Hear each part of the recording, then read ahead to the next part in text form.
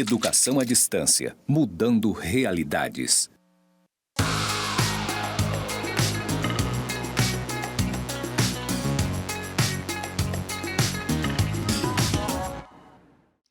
Saudações, pessoas! Sejam bem-vindos aos cursos do Instituto Federal de Educação, Ciência e Tecnologia de Rondônia, o IFRO, Campus Porto Velho, Zona Norte.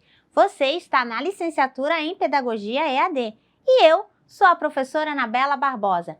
Juntinhos estamos na jornada de legislação educacional e na trilha LDB.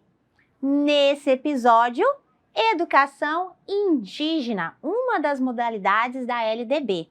E se você quiser conhecer mais, vem comigo. Bom, para começar, nossa, olha, uma inovação fantástica na LDB, a educação indígena. E, lógico, vou passar inicialmente a minha audiodescrição. Eu sou uma mulher parda, de cabelos pretos, na altura do ombro, estão amarrados em forma de rabo de cavalo. Estou vestindo um vestido com tom rosa clarinho, com alguns desenhos de gatinho, de alça. Ao fundo está as plotagens do estúdio com o fundo branco e conectores cinza. E o meu sinal para a comunidade Libras é Anabela. Bom, então vamos começar, não poderia ser diferente, com uma citação. E a citação desse episódio é do livro Movimentos Sociais, Justiça e Sociobiodiversidade, do qual um dos organizadores é o professor Fábio Santos de Andrade, lá da Universidade Federal de Rondônia. E lá no capítulo, vários capítulos, aliás, mas lá no último capítulo, Justiça Social, Utopias e Realidades na Elaboração e na Educação Escolar Indígena. Eles fazem um resgate da seguinte forma: a educação escolar diferenciada está articulada a um amplo processo histórico, que remontam ao projeto colonial e à consequente desestruturação das organizações socioculturais e dos projetos societários dos povos indígenas no Brasil. Quase 500 anos após a chegada dos portugueses no Brasil, os quais implantaram um projeto educacional opressor para esses povos, o Estado brasileiro se dispôs a abrir o diálogo com o protagonismo propositivo dos povos indígenas e de suas representações, com amplo apoio de setores progressistas da sociedade brasileira, buscando centrar esforços no processo de transformação da escola em agência de revitalização dos saberes e das identidades dos povos indígenas. Ai, que lindo, né? Olha, movimentos sociais, justiça e sociobiodiversidade, pesquisas contemporâneas, um dos organizadores, Flávio Santos de Andrade, também está o Otávio Souza e Isver Oliveira. Então, vale a pena a leitura, aqui minha indicação, e com essa indicação que a gente começa o episódio falando da educação escolar indígena prevista na LDB. Lembrando que essa é uma inovação da legislação e que, como o texto aqui organizado pelo professor Fábio, fala de que, assim, só depois de 500 anos de história de colonização é que, de fato, o Estado brasileiro se abriu ao diálogo de propor verdadeiramente uma educação indígena, uma educação da e para os povos indígenas. Então, vamos ver o que a nossa tela interativa dispõe aqui sobre esse assunto? Bom, na nossa trilha de legislação, nós já passamos pelos princípios, pela organização, pelas incumbências, e agora vamos lá para a educação indígena. Sim, a educação indígena está prevista aí na LDB e ela foi alterada juntamente com a lei de 2003, que alterou a Lei de Diretrizes e Bases 93/94 de 96, contemplando tanto a questão dos povos indígenas quanto a história e cultura afro. Então, lá no artigo 26, o destaque agora vai ser esse: os currículos da educação infantil, do ensino fundamental e do ensino médio devem ter base nacional comum, a ser complementada em cada sistema de ensino e em cada estabelecimento escolar por uma parte diversificada, exigida pelas características regionais e locais da sociedade, da cultura e da economia e dos educandos. Então, olha, esse artigo 26 vai trazer essa proposta de contemplar a diversidade, especialmente da localidade. E aí, quando a gente entende localidade, a gente entende o quê? A gente entende a localidade, o contexto onde os educandos estão inseridos. O parágrafo 4º vai vir reformulado. O ensino da história do Brasil levará em conta as contribuições das diferentes culturas e etnias para a formação do povo brasileiro, especialmente das matrizes indígena, africana e europeia. Não menos importante, a lei insere o artigo 26A, lá em 2003, depois modificado em 2008, nos estabelecimentos de ensino fundamental e de ensino médio, públicos e privados, torna-se obrigatório o estudo da história e cultura afro-brasileira e indígena. O parágrafo 1º, o conteúdo programático a que se refere este artigo incluirá diversos aspectos da história e da cultura que caracterizam a formação da população brasileira, a partir desses dois grupos étnicos, tais como o estudo da história da África e dos africanos, a luta dos negros e dos povos indígenas no Brasil, a cultura negra e indígena brasileira, o negro e o índio na formação da sociedade nacional, resgatando as suas contribuições nas áreas social, econômica e política pertinentes à história do Brasil. E o parágrafo 2º, os conteúdos referentes à história e cultura afro-brasileira e dos povos indígenas brasileiros serão ministrados no âmbito de todo o currículo escolar, em especial nas áreas de educação artística e de literatura e histórias brasileiras. E lá no artigo 32, no parágrafo 3º, a gente ainda vai ter: o ensino fundamental regular será ministrado em língua portuguesa, assegurada às comunidades indígenas a utilização de suas línguas maternas e processos próprios de aprendizagem. Olha, esse parágrafo 3º é uma cereja, no bolo, uma cereja no bolo. E a gente ainda tem, lá no artigo 78, o sistema de ensino da União, com a colaboração das agências federais de fomento à cultura e de assistência aos índios, desenvolverá programas integrados de ensino e pesquisa para oferta de educação escolar bilíngue e intercultural aos povos indígenas com os seguintes objetivos. Olha, isso está no bojo da LDB, em artigo 78. Inciso 1. Proporcionar aos índios, suas comunidades e povos, a recuperação de suas memórias históricas, a reafirmação de suas identidades étnicas, a valorização de suas línguas e ciências.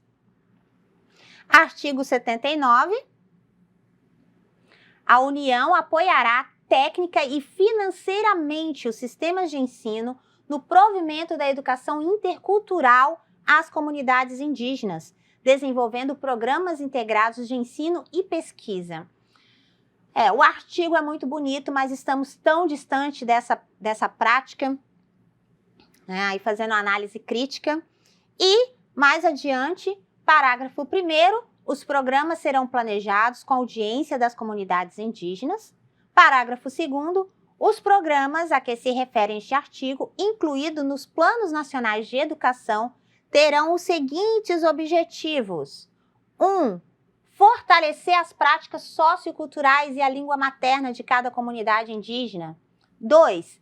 Manter programas de formação de pessoal especializado, destinado à educação escolar nas comunidades indígenas. 3. Desenvolver currículos e programas específicos, neles incluindo os conteúdos culturais correspondentes às respectivas comunidades. Inciso 4. Elaborar e publicar sistematicamente material didático específico e diferenciado. E encerrando a temática, parágrafo 3º, no que se refere à educação superior, sem prejuízo de outras ações, o atendimento aos povos indígenas efetivar-se-á nas universidades públicas e privadas, mediante a oferta de ensino e de assistência estudantil, assim como de estímulo à pesquisa e desenvolvimento de programas especiais. E, no finalzinho, né? Deixa eu subir aqui, garantir os índios, suas comunidades e povos o acesso às informações, conhecimentos técnicos e científicos da sociedade nacional e demais sociedades indígenas e não índias. Então, está lá no bojo da LDB 93, 94, 96, essas previsões para a educação escolar indígena. Lembrando que, olha só, destacando que é mais importante, lá no artigo 26, depois no 26A, depois no 79, depois no 78, 79, há toda uma estruturação para a educação escolar indígena, principalmente resguardando o financiamento para a formação dos povos indígenas, a garantia do direito de identidade cultural, como a língua materna, e a produção de material didático na língua materna e a sua disseminação para o processo de escolarização, bem como o acesso ao nível superior. Mas o quê? Mas tem um porém aí, né? Não temos políticas públicas suficientes nem fortalecidas para que essa previsão legal tenha o necessário amparo de efetivar-se. Então, há uma distância ainda muito grande entre o que está previsto pela LDB e o que está posto na realidade da educação escolar dos povos indígenas. A produção de material didático, tanto pelas secretarias como pelo próprio Ministério da Educação.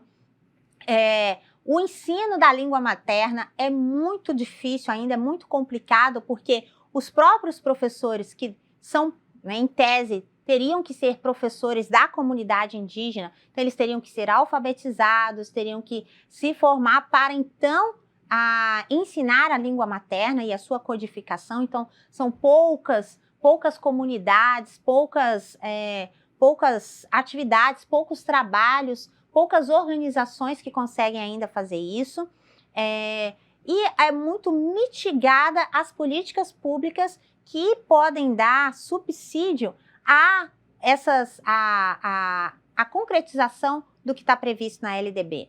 Então, não há necessariamente políticas públicas que financiem o material didático, a formação de professores indígenas, a organização de escolas indígenas, a manutenção desses equipamentos profissionais e sistema, né, a garantia de acesso e de produção de material e a disseminação da cultura indígena nas outras localidades do Brasil. Então, assim, há intenção, mas não há efetivação dessa intenção por ausência de políticas públicas efetivas. Então, há políticas públicas, mas não em número suficiente e não efetivadas. Claro, a gente não pode negar a existência de ações afirmativas e de avanços nesse sentido, mas não do modo como a intenção prevista na LDB. Mas tem mais, vamos acompanhar? Bom, e a gente fica de olho no quê? A gente fica de olho em como que foi essa evolução legal, como que foi essas normativas foram se constituindo ao longo da história brasileira. Então, de modo recente, a Constituição de 1988, né, que é a que vige, ela contemplou aí os direitos dos povos indígenas. Depois, a Convenção 169 da Organização Internacional do Trabalho, específica sobre os povos indígenas e tribais, foi incorporada à própria Constituição Federal por meio do Decreto 5051 de 2004. Olha o lapso temporal aí. E quando a gente tem também a incorporação da previsão dos direitos humanos lá da Declaração de 1948, no pós-guerra, na legislação, inclusive na Constituição Federal. E mais recente, em 2007, a Declaração das Nações Unidas sobre os direitos dos povos indígenas, que também foi incorporada à Constituição por meio de decreto. Lembrando que toda normativa internacional ela precisa ser incorporada ao ordenamento jurídico brasileiro. Geralmente acontece por decreto. Do ponto de vista das normativas educacionais, a gente tem o parecer de 1999 da Câmara de Educação Básica, que ela vai ser a primeira normativa pós-LDB, que vai dispor sobre as diretrizes nacionais para o funcionamento das escolas indígenas. Então, como que essas escolas podem ser organizadas, podem ser estruturadas, se vai ser seriado, se não vai ser, se vai ter alguma outra organização, como é a questão dos professores. Depois, ainda em 99, mas já um pouquinho para frente, ainda a Câmara de Educação Básica vai fixar as diretrizes nacionais para funcionamento das escolas e outras providências. Então, vai corrigir a de setembro, incluindo outras demandas, que são essas outras providências, que é com relação à formação de professores, ao material didático, ao financiamento, que não estava previsto. Já em 2012, olha, de 99 a 2012, só em 2012 que a Câmara de Educação Básica do Conselho Nacional de Educação vai definir diretrizes curriculares para a educação escolar indígena na educação básica. Então, olha só, de 96 até 2012, as diretrizes curriculares vão ser efetivadas apenas na Resolução 5 de 2012. No entanto, com o parecer número 6 em 2014, elas vão ser alteradas porque vão incluir as diretrizes curriculares para a formação de professores indígenas. Ou seja, aquela dúvida que nós colocamos aqui no início. Como que vai fazer a formação escolar indígena se não tem professores indígenas para fazer essa formação? Então, teve que ocorrer um ajuste com relação a isso, e por isso que é um parecer, para que houvesse primeiro a contemplação de orientações para a formação de professores e que isso fosse regulado ao longo do processo de educação escolar indígena. Já em 2015, a Resolução 1, que já do Conselho Pleno, não da Câmara de Educação Básica, vai instituir as diretrizes curriculares nacionais para a formação de professores em cursos de educação superior e de ensino médio para onde não há acesso à educação superior.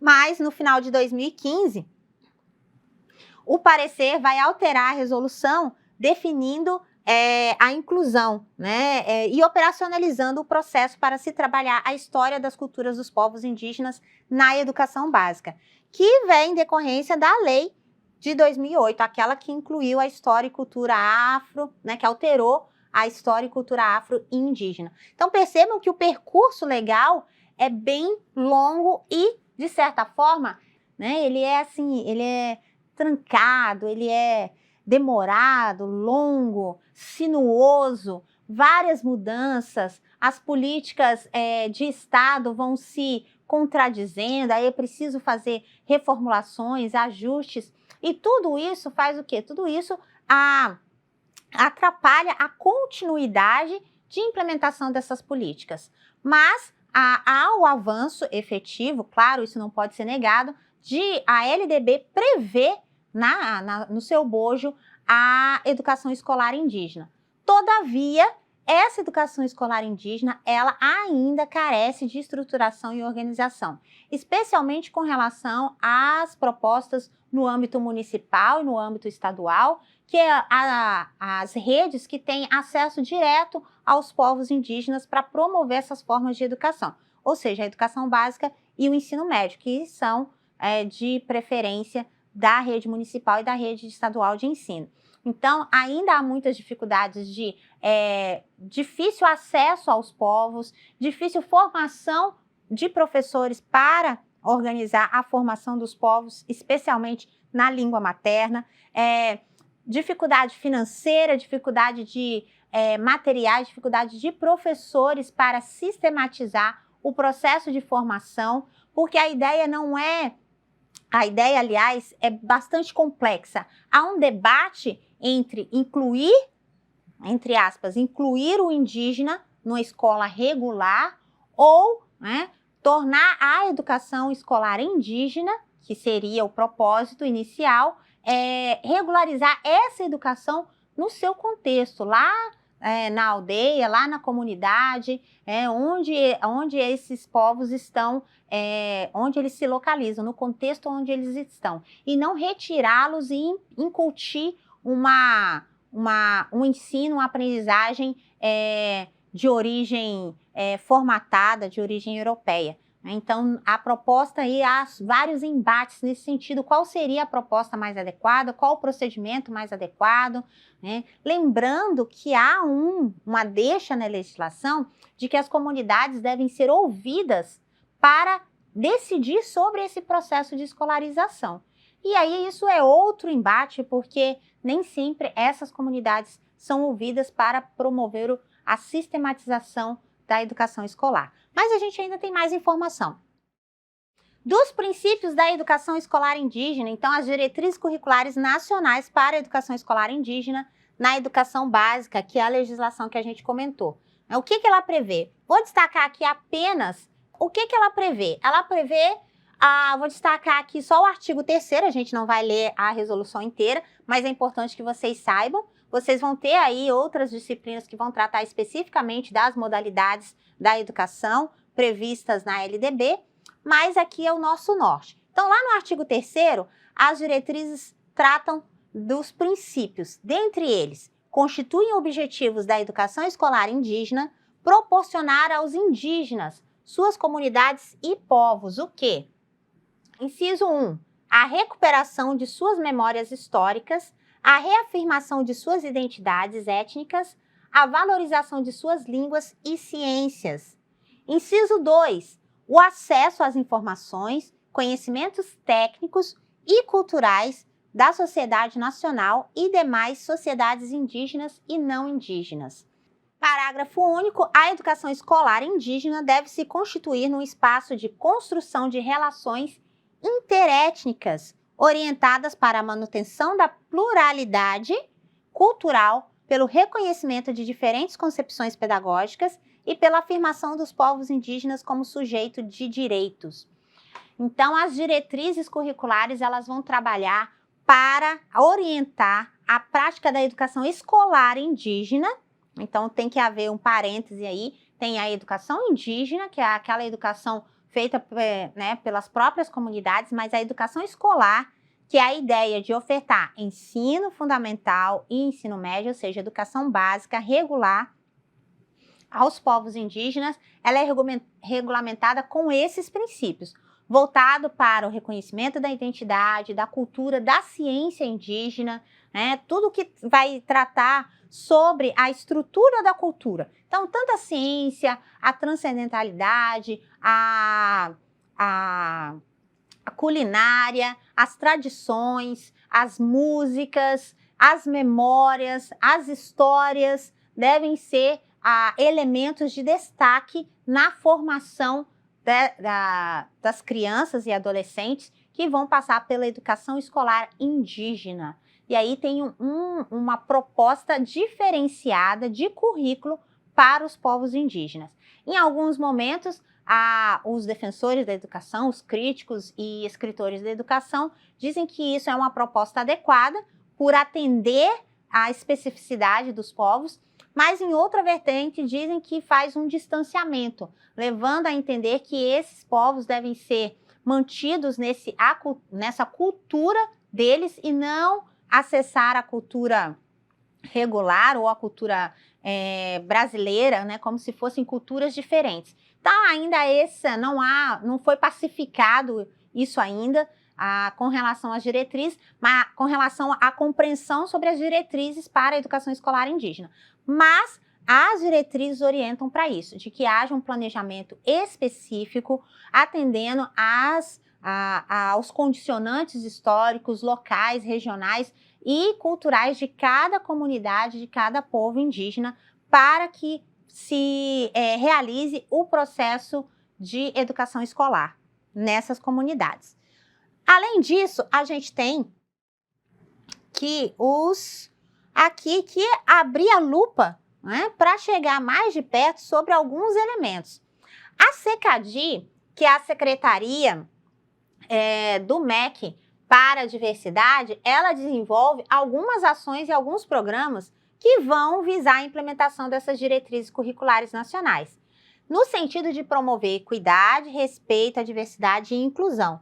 E aí o parâmetro que a gente tem que olhar, nós enquanto professores, sobre o currículo que está sendo proposto para esse público, para essas comunidades, é perceber que teoria do currículo está por trás dessa proposta, né? Que teoria que concepção de mundo, de sociedade, de ser humano está subsidiando essa proposta curricular. Então, a gente lembrando, fazendo um breve resgate aí das teorias do currículo, nós temos as teorias tradicionais, as críticas e as pós-críticas. E a gente pode ver a diferença entre elas. Então, ao olhar o currículo das diretrizes para a educação escolar indígena, nós temos que voltar com essa perspectiva. Em que área ou em que sentido o currículo está tramitando? Ele está tramitando numa perspectiva mais técnica, mais comunicativa, mais subjetiva? Lembrando que aí, ó, a subjetiva, que é o currículo pós-crítico, ele vai sim trabalhar nas concepções de identidade, de diferença, de subjetividade, de representação, de cultura, raça, etnia, multiculturalismo, né? Diferenciando do currículo crítico, que vai fazer mais um embate entre essas relações sociais, entre classe social. Então, nós temos o crítico, que vai trabalhar nessa vertente de luta de classe, e o pós-crítico, que vai trabalhar não esquecendo a luta de classe, de cultura, mas fazendo um adiantamento dessa perspectiva, no sentido de que a raça, a etnia, a sexualidade e a cultura, elas são elementos menores, porque o que importa é o ser humano. Então, o ser humano é o mais importante. Enquanto ser humano, o que ele carrega como cultura, como saber, como identidade, deve ser respeitado. Então, acreditamos, por hora, que a melhor perspectiva das diretrizes curriculares para a educação escolar indígena seria a do currículo pós-crítico. Mas, se você quiser saber, não só, né, se basear no que eu estou falando aqui, procure, leia, indague. A gente tem algumas sugestões de leitura. Entre as sugestões de leitura, a gente traz esse livro da Luísa. A Luísa Tombini, ela vai falar sobre história e história indígena. Ele está disponível na biblioteca virtual. Então, um dos primeiros caminhos para se trabalhar a educação escolar indígena é primeiro conhecer a história.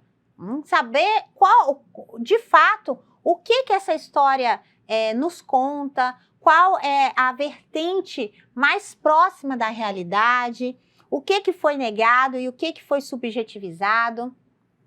Além disso, nós temos uma outra recomendação, que é do Giovanni Silva e da Ana Maria. Eles vão fazer esse livro, Histórias e Culturas Indígenas na Educação Básica. Nesse livro, que é uma coleção de práticas docentes, é uma coleção muito bacana, porque eles fazem um resgate de várias histórias e vários elementos da cultura indígena que podem ser e que estão sendo trabalhados na educação básica. Mitos, lendas, músicas, a culinária, e como isso pode ser incorporado, mesmo que não venha no livro didático, pode ser incorporado na prática do docente. Um outro livro muito importante para se aprofundar nas leituras é esse daqui, é um livro, já não é uma perspectiva tanto didático-pedagógica, é uma perspectiva mais reflexiva, O Banquete dos Deuses. Esse livro, ele vai fazer uma conversa, o próprio livro já chama, né, Conversa sobre a Origem e a Cultura Brasileira. Então, esse livro, ele vai voltar àquela ideia do banquete antropofágico lá da Tarsila do Amaral, né, e da época da Semana de Arte Moderna, né, do porquê que os indígenas fizeram a antropofagia e por que isso depois virou um símbolo da cultura nacional, e o que quer dizer essa antropofagia, né, que por muito tempo foi interpretada com um simbolismo satânico, mas que na verdade tem outras interpretações, como a resistência à cultura externa, como uma resistência, uma luta à incorporação da cultura portuguesa e da cultura europeia que foi imposta e que eles sofreram a opressão diante da dominação portuguesa na época da colonização. Então, o Daniel vai fazer essa reflexão e, portanto, uma reflexão mais filosófica, menos didática. A gente também tem um outro livro muito bacana, esse livro é Educação Indígena e Educação Escolar Indígena. Só para reforçar a diferença, né? Entenda a diferença. Como eu falei aqui, são coisas diferentes. A educação indígena, ela vai trabalhar com a ideia de que a educação indígena é aquela realizada dentro da comunidade, dentro da localidade, entre os seus pares, e a educação escolar indígena é aquela proposta pela LDB, que é oferecer a educação regular ou acesso à educação regular, que é a educação básica, ensino fundamental e ensino médio. Então, são coisas diferentes e nesse livro o autor vai fazer um esmiuçamento, né, vai esmiuçar quais as diferenças elementares entre uma e outra e qual que, né, se adequa mais a cada realidade que o professor encontrar. Então, muito bacana esse livro. E se você, lógico, quiser assistir, então a gente também traz uma dica de vídeo.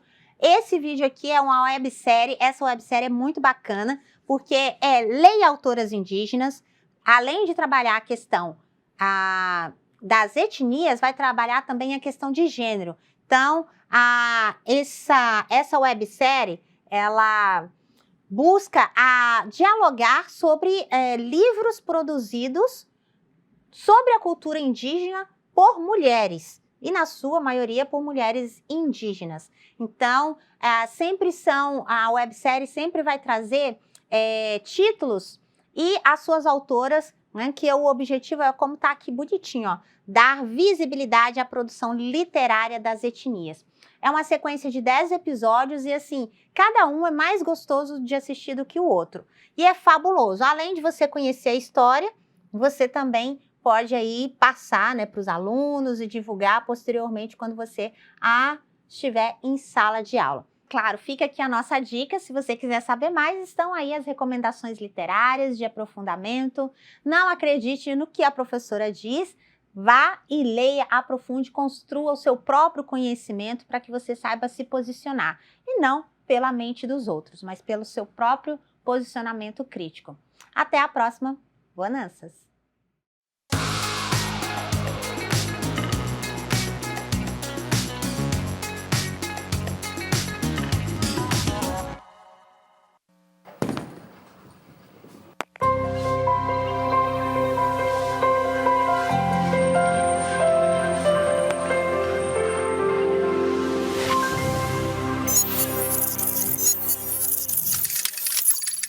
Educação à distância, mudando realidades.